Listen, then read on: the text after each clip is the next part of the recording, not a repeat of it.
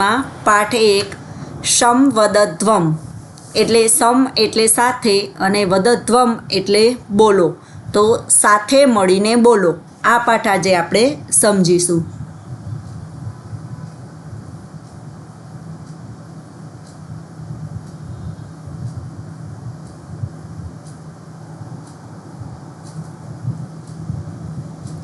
શ્લોક નંબર 1 ઋગ્વેદના 10મા મંડળમાંથી લેવામાં આવેલ છે. સમ ગચ્છધ્વમ શમ વદધ્વમ શમ વો મનાંસી જાનતામ દેવાભાગમ યથા પૂર્વે શમ જાનાના ઉપાસતે. સમ એટલે સાથે. હવે અહીં આપણે ભાષાંતર માટે પૂર્વે શબ્દ લેવાનો છે. પૂર્વે એટલે પહેલાં અથવા તો પૂર્વે. યથા એટલે જેમ, પહેલાં જેમ, શમ જાનાનામ એટલે સારી રીતે જાણતા, દેવા એટલે દેવોએ, ભાગમ એટલે યજ્ઞમાંથી મળેલો ભાગ. તો વાક્ય બનશે પૂર્વે જેમ સારી રીતે જાણતા દેવોએ યજ્ઞમાંથી મળેલો પોતાનો ભાગ ઉપાસતે એટલે સ્વીકાર્યો હતો, પ્રેમથી સ્વીકાર્યો હતો. એટલે કે પહેલાં જેમ સમજનાનામ સારી રીતે જાણતા દેવોએ યજ્ઞમાંથી મળેલો પોતાનો ભાગ પ્રેમથી સ્વીકાર્યો હતો, તેમ સમગચ્છધ્વમ એટલે તમે બધા સાથે મળીને, ગચ્છ એટલે જાઓ, ચાલો, તમે બધા સાથે મળીને ચાલો. સમવદધ્વમ એટલે સાથે મળીને, વદધ્વમ એટલે બોલો, સાથે મળીને બોલો. સમ વો મનાંસી જાનતામ તમારા મન એટલે કે વિચારો એક સરખા બની રહો. શ્લોક નંબર 2 યજુર્વેદમાંથી લેવામાં આવેલો છે. વિશ્વાની દેવ સવિતઃ દુરિતાની પરાશુવ યદ્ભદ્રમ તન્ન આશુવ. સવિતઃ એટલે સૂર્યનારાયણ દેવ. હે સૂર્યનારાયણ દેવ અથવા તો હે સૂર્ય દેવતા,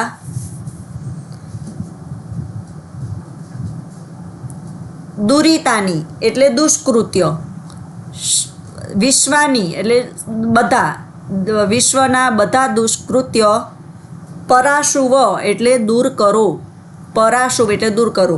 તો હે સૂર્ય દેવતા, બધા દુષ્કૃત્યો દૂર કરો. અને યદ્ભદ્રમ, યદ એટલે જે, ભદ્રમ એટલે કલ્યાણકારી, શુભ હોય તે, આ શુવ એટલે પ્રાપ્ત કરાવો. હે સૂર્ય દેવતા, બધા દુષ્કૃત્યોને દૂર કરીને જે શુભ કલ્યાણકારી હોય તે પ્રાપ્ત કરાવો. શ્લોક નંબર 3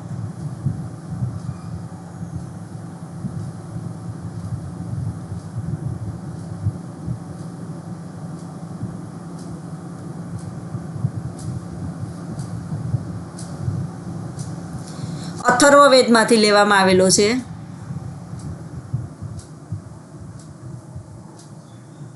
અનુવ્રતઃ પિતુઃ પુત્રો માત્રા ભવતુ શમ્મનાઃ જાયાપત્યે મધુમતીમ વાચમ વદતુ શાંતિવામ. પુત્ર પિતાની પાછળ, અનુવ્રતઃ એટલે પાછળ ચાલનારો બનો. પુત્ર પિતાની પાછળ ચાલનારો, માત્રા ભવતુ શમ્મના એટલે માતાની સાથે સમાન વિચારવાળો, ભવતુ એટલે બનો, શમ્મના એટલે સમાન વિચારવાળો. તો પુત્ર પિતાની પાછળ ચાલનારો અને માતાની સાથે સમાન વિચારવાળો બનો. જાયાપત્યે, જાયા એટલે પત્ની, પત્યે એટલે પતિ પ્રત્યે, પત્ની પતિની સાથે, મધુમતીમ એટલે મધુર અને શાંતિવામ શાંતિપૂર્ણ વાણીમાં બોલે. જાયા એટલે પત્ની, પત્ની પતિની સાથે મધુર અને શાંતિપૂર્ણ વાણી બોલે. શ્લોક નંબર 4 સર્વે ભવન્તુ સુખિનઃ સર્વે સંતુ નિરામયાઃ સર્વે ભદ્રાણી પશ્યન્તુ મા કશ્ચિત દુઃખભાગ ભવેત. સર્વે એટલે બધા, ભવન્તુ એટલે થાઓ, સુખિનઃ એટલે સુખી. તો સર્વે ભવન્તુ સુખિનઃ એટલે બધા સુખી થાઓ. સર્વે સંતુ નિરામયાઃ સર્વે એટલે બધા, સંતુ એટલે બનો, નિરામયા એટલે નિરોગી, બધા નિરોગી બનો. તો વાક્ય બનશે બધા સુખી થાઓ, બધા નિરોગી બનો. સર્વે ભદ્રાણી પશ્યંતુ, બધા ભદ્રાણી એટલે શુભ, કલ્યાણકારી જુઓ, પશ્યંતુ એટલે જોવું, બધા શુભ કલ્યાણકારી જુઓ. માં કશ્ચિત દુઃખભાગ ભવેત, માં એટલે નહીં, કશ્ચિત એટલે કોઈ પણ માનવ દુઃખી ન થાઓ.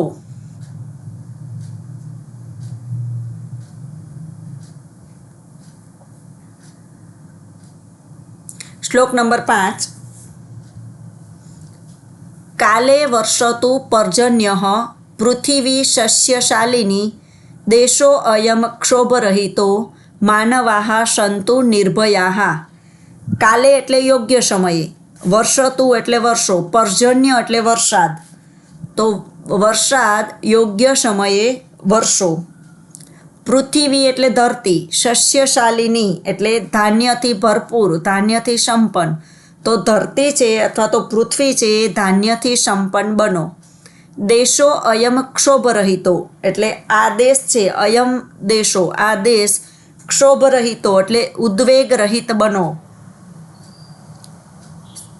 માનવાહ સંતુ નિર્ભયાહ, માનવો નિર્ભય બનો. હવે આપણે સ્વાધ્યાય જોઈશું.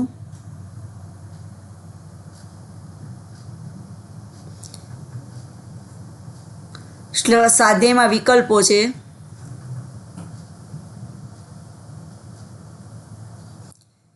વિકલ્પ નંબર 1, પૂર્વે કે સમજાનાનાહ ભાગમ ઉપાસતે. પૂર્વે એટલે પહેલા, કે એટલે કોણે સારી રીતે પોતાનો ભાગ મેળવ્યો હતો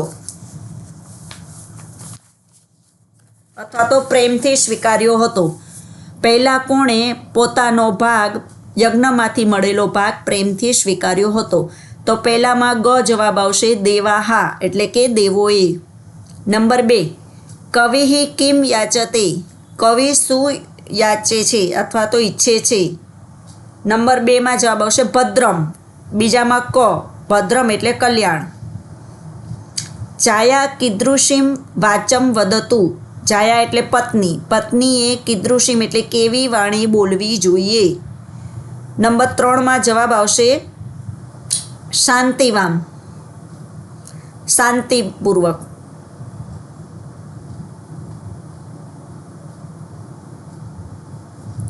નંબર 4, સર્વે કીદૃશાહ ભવંતી, બધા કેવા બનો. 4 નંબરનો જવાબ આવશે ગ, સુખી નઃ, તો બધા સુખી નઃ, સુખી થાઓ. નંબર 5, પર્જન્યઃ કદા વર્ષતુ, વરસાદ ક્યારે વરસે. 5મામાં ઘ જવાબ છે કાલે એટલે યોગ્ય સમયે. નંબર 6, હે દેવ ખાલી જગ્યા દુરિતાની પરાશુવ, જવાબ આવશે સવિતર, ગ, 6માં ગ જવાબ સવિતર.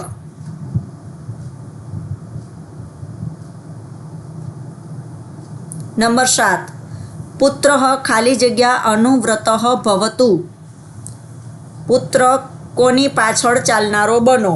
તો 7મામાં જવાબ આવશે પિતુહુ, ગ, 7મામાં ગ પિતુહુ એટલે કે પુત્ર પિતાની પાછળ ચાલનાર બનો.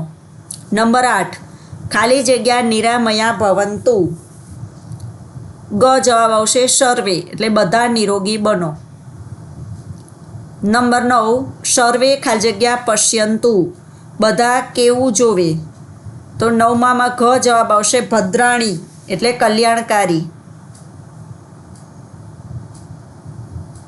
નંબર 10, પૃથ્વી ખાલી જગ્યા ભવતુ, ધરતી કેવી બને. જવાબ આવશે ખ, શસ્યશાલિની, તો ધન ધાન્યથી ભરપૂર. પ્રશ્ન નંબર 2,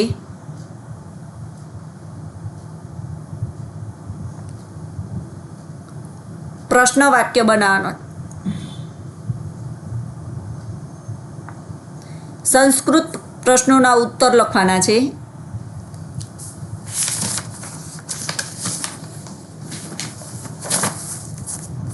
નંબર 1, પૂર્વે દેવાહ કથમ ભાગમ ઉપાસતે. હવે સંસ્કૃત પ્રશ્નોના જવાબ લખવા માટે આપણે એક જ શબ્દ કાઢીશું અને એની જગ્યાએ એક જ શબ્દ ઉમેરીને વાક્ય રચના પ્રશ્નમાં આપેલી છે એ રીતે જ બનાવીશું. પૂર્વે દેવાહ એટલે પહેલા દેવોએ કેવો ભાગ સ્વીકાર્યો હતો. તો કથમ શબ્દ કાઢી નાખવાનો અને સમજાના નામ. તો વાક્ય બનશે પૂર્વે દેવાહ સમજાના નામ ભાગમ ઉપાસતે. નંબર 2, ચાયા કસ્મય મધુમતીમ વાચમ વદતુ.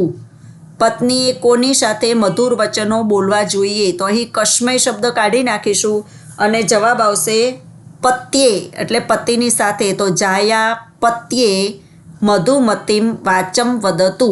અહીં પ્રશ્નાર્થની જગ્યાએ જવાબમાં પૂર્ણ વિરામ આવશે. નંબર 3, માનવાહ કીદૃશાહ સંતુ.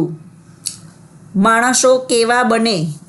તો અહીં કીદૃશા શબ્દો કાઢી નાખીશું અને તેની જગ્યાએ આવશે નિર્ભયાહ. તો વાક્ય બનશે માનવાહ નિર્ભયાહ સંતુ. નંબર 4, કહ ક્ષોભરહિત ભવતુ. કોણ ઉદ્વેગ રહિત બને અથવા તો ક્ષોભ રહિત બને. તો નંબર 4, કહની જગ્યાએ દેશઃ. તો દેશઃ ક્ષોભરહિત ભવતુ. પ્રશ્ન નંબર 3, આપેલ વાક્યોને કૌંસમાંથી શબ્દનો ઉપયોગ કરીને પ્રશ્ન વાક્ય બનાવવાનો છે.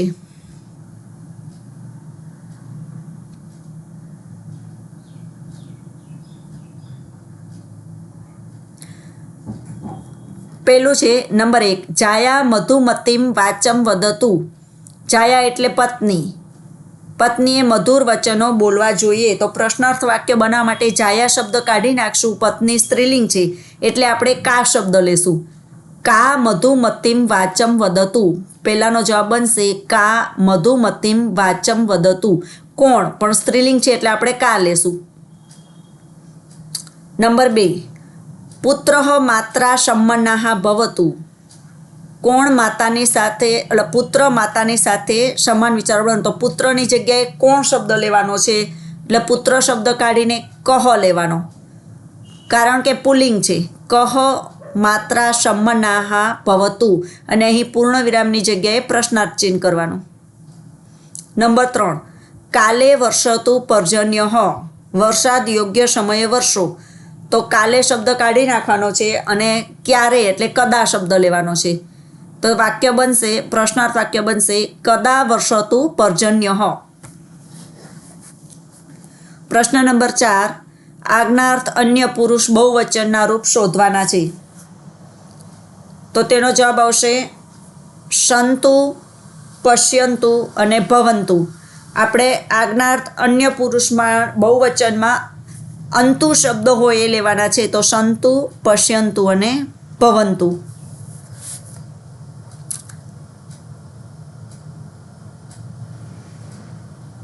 પ્રશ્ન નંબર 5, પ્રશ્નોના ઉત્તર માતૃભાષામાં લખો. ગુજરાતીમાં પ્રશ્નોના જવાબ. પ્રશ્ન નંબર 1, ઋષિ સૂર્ય પાસે શાની યાચના કરે છે.